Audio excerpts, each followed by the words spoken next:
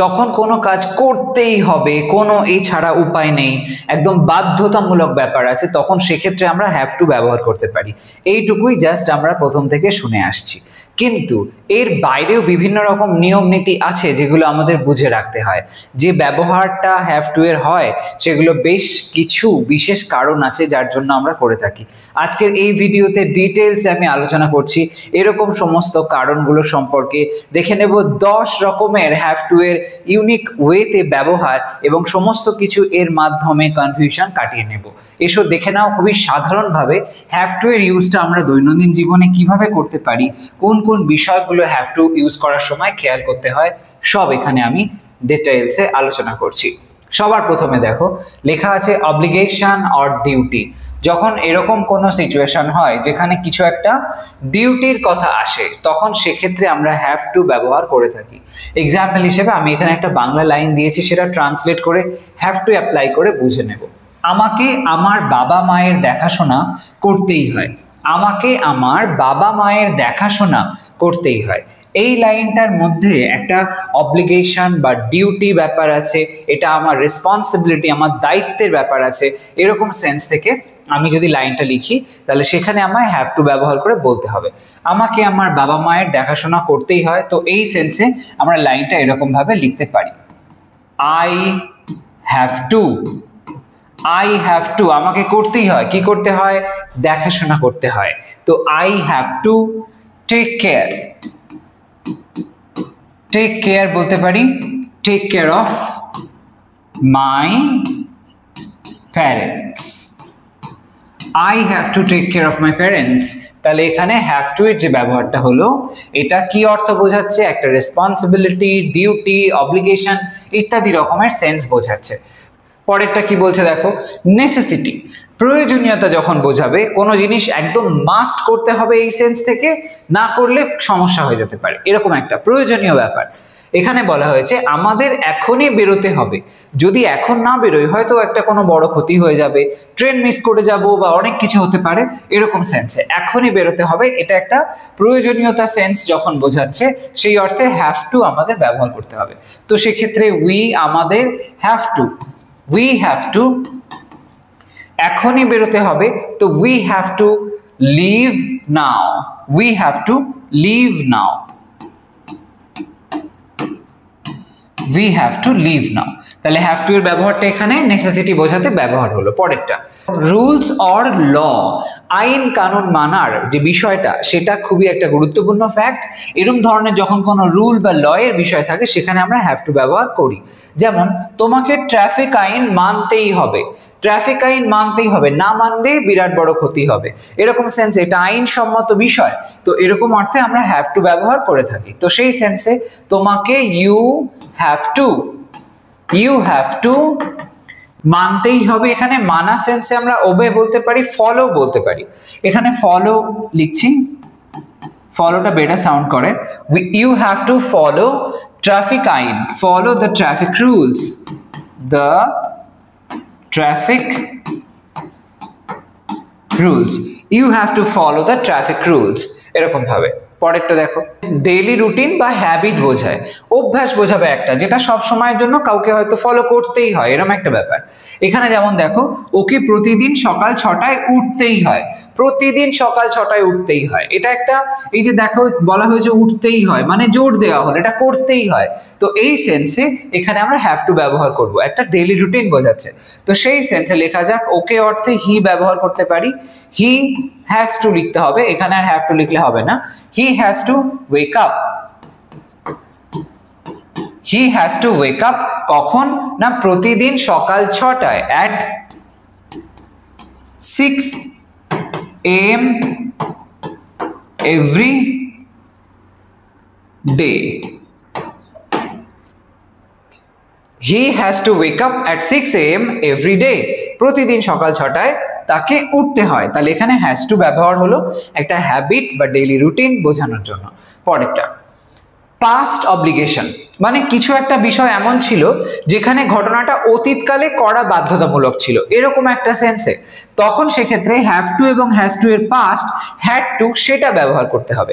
তো সেই সেন্স অনুযায়ী লিখলে এখানে যে লাইনটা আছে লক্ষ্য করো, আমাকে ট্রিপটা বাতিল করতেই হয়েছিল, কোনো উপায় ছিল না, বাধ্য হয়েছিলাম আমি ট্রিপটা বাতিল করতে, এরকম পাস্ট পয়েন্ট হাইলাইট করছে, এরকম সেন্সে আমাকে হ্যাড টু ব্যবহার করে লিখতে হবে। তো সেই অর্থে লাইনটা এইভাবে লিখতে হবে, আমাকে, তো I had to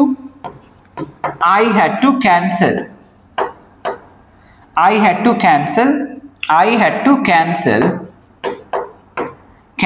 the trip, হলো I had to cancel the trip। তাহলে এখানে হ্যাড টু ব্যবহার হলো এই যে বাধ্যতামূলক বিষয়টা সেটা বোঝানোর জন্য, কিন্তু এটা পাস্ট অব্লিগেশন বোঝাচ্ছে, প্রেজেন্ট নয়। এখান থেকে আমরা দেখব টেন্স এবং বিভিন্ন আরো কিছু ইন্টারেস্টিং স্ট্রাকচার অনুযায়ী হ্যাভ টু এর ব্যবহার, সেগুলো কিরকম ভাবে হয় লক্ষ্য করো। তো এখানে দেখো নেগেটিভ ফর্ম লেখা আছে, অর্থাৎ এমন লাইন দেখবো যেখানে হ্যাভ টু এর সাথে সাথে নট সেন্সের ব্যবহার দেখবো। তো এখানে কি বলা হয়েছে, তুমি ব্যস্ত থাকলে আসার দরকার নেই, আসার দরকার নেই এই অংশটাতে একটা জোর আমরা দিয়ে হ্যাভ টু ব্যবহার করতে পারি। তাহলে লাইনটা আমরা যদি এরকম ভাবে লিখি যে আসার দরকার নেই, এটা আগে লিখে নিলাম, you don't have to come, you don't have to come, তুমি ব্যস্ত থাকলে মানে যদি তুমি ব্যস্ত থাকো, if you are busy, if you are busy, you don't have to come if you are busy। তো এখানে don't have to, এখানে ডোন্টটা নেগেটিভ সেন্স বোঝাচ্ছে, অন্যদিকে দেখো হ্যাভ টু এর ব্যবহার যেটা হয়েছে সেটা ওই নেগেটিভ সেন্সটাকে আরো বেশি সুন্দরভাবে প্রেজেন্ট করলো, জোর দিল বিষয়টার মধ্যে, তোমার আসার কোনো দরকার নেই যদি তুমি ব্যস্ত থাকো, এরকম সেন্সে। এই পরেরটা দেখো কোয়েশ্চেন্সের ক্ষেত্রে, প্রশ্ন করা হলে সেক্ষেত্রে হ্যাভ টু কিভাবে ব্যবহার হয়।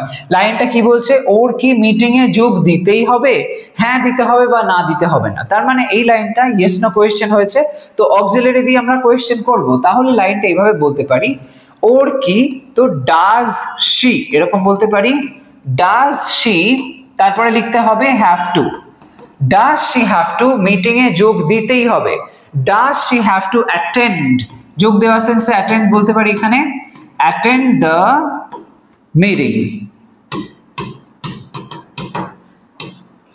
Does she have to attend the meeting. তো এখানে দেখলাম প্রশ্নের ফরম্যাটে হ্যাভ টু এর ব্যবহার হলো।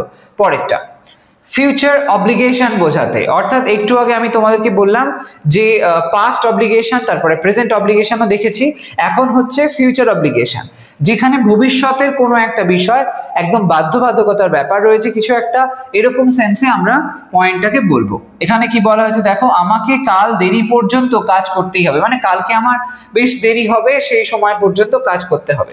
তো সেই সেন্সে লাইনটা আমরা বলতে পারি এইভাবে, আমাকে, তো আই, তারপরে will, I will have to, I will have to work, I will have to work late, দেরি পর্যন্ত, I will have to work late tomorrow,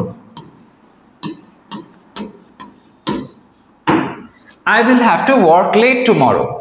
তো এই যে সেন্সটা এখানে উইল আসলো, ফিউচার বোঝালো, আর অন্যদিকে হ্যাভ টু এর ব্যবহার হলো। তো I will have to work late tomorrow, আমার কালকে কাজ করতে দেরি হবে, এরকম একটা সেন্সে।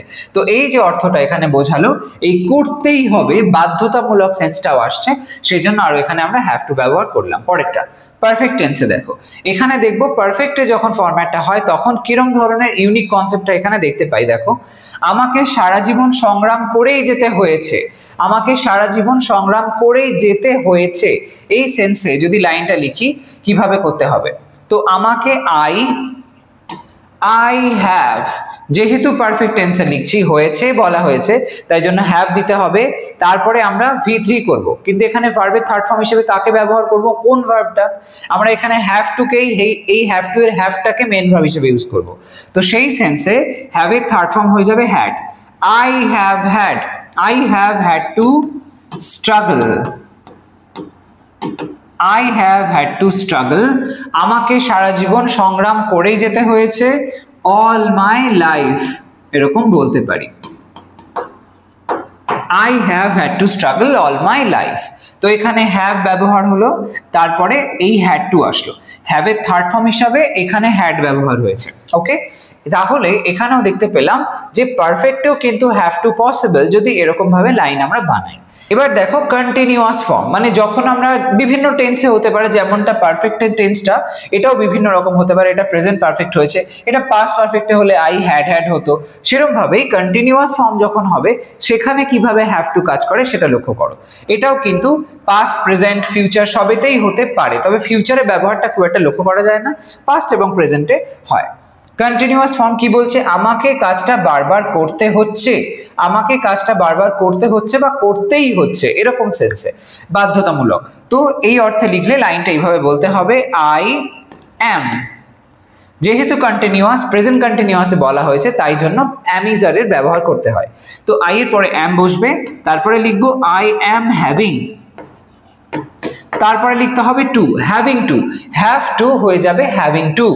আই অ্যাম হ্যাভিং টু, কাজটা বারবার করতে হচ্ছে, I am having to do the work again and again, again and again। তো এরকম ভাবে I am having to do the work again and again, প্রেজেন্টে ব্যবহার করলাম কন্টিনিউয়াসে, তো সেই সেন্সে হ্যাভ টু হয়ে গেল হ্যাভিং টু। পাস্ট টেন্সে হলে আই এম হ্যাভিং টু না করে আই ওয়াজ হ্যাভিং টু বলতে হতো, I was having to do the work again and again, তাহলে পাস্ট কন্টিনিউয়াস হতো। তো এরকম ভাবে দেখতে পেলে কিভাবে হ্যাভ টু ব্যবহার আমরা বিভিন্ন টেন্স অনুযায়ী বা বিভিন্ন রকম অর্থ বা প্রয়োজন অনুসারে ব্যবহার করতে পারি। এরকম ডিফারেন্ট টাইপের যে ইউজগুলো করলাম এগুলো তোমরাও করো, বিভিন্ন রকমের লাইন বানাও। কোথাও কনফিউশন হলে কমেন্ট সেকশনে সেটাও জানিও। আজকের ভিডিওটা এই পর্যন্তই থাকছে, নেক্সট ভিডিওতে চলে আসবে আরো একটা দুর্দান্ত ইম্পর্টেন্ট টপিক, তাই অবশ্যই চ্যানেলের সাথে কানেক্ট হয়ে থাকো।